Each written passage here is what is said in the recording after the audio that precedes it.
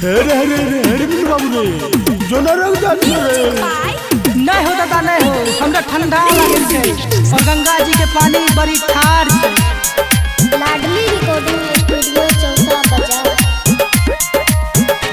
उगो उगो सूरज देव होई गेलै बड़ी देर तिवैया थर थर कापै छै। गंगा जी के पानी ठार बड़ी जार लागे छै।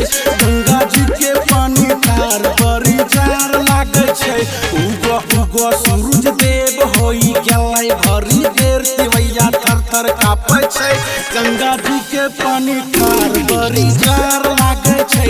गंगा जी के पानी ठार बड़ी जार लागे छै। बड़ी ठंडा लगे छे कमल रे की होलो दादा हो थर करे छो जान लागे छु जान छोड़ा सब घूरा लगेलो छे से की लियो कलियो हम परब का दाना हमरा सफल होई जा सहाय अब उगन सूरज मल होई जा सहाय अब उगन सूरज मल।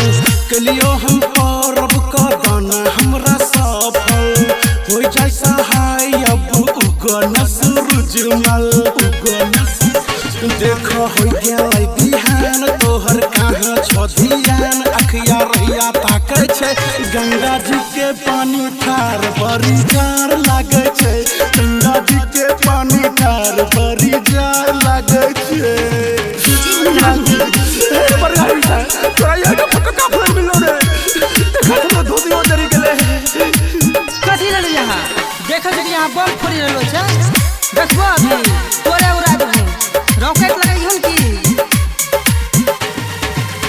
अब कत बाबा बोल लेबो परीक्षा दाना दरस सबके पूरा होई इच्छा। दाना दरस सबके पूरा होई इच्छा।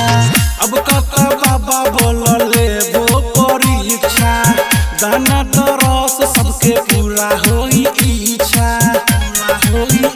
कहे राइटर भुचाल सबके बुरा भेलै हाल रंगीला भजन गाबै छै।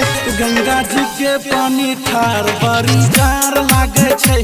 गंगा जी के पानी ठार बड़ी जार लागे छै।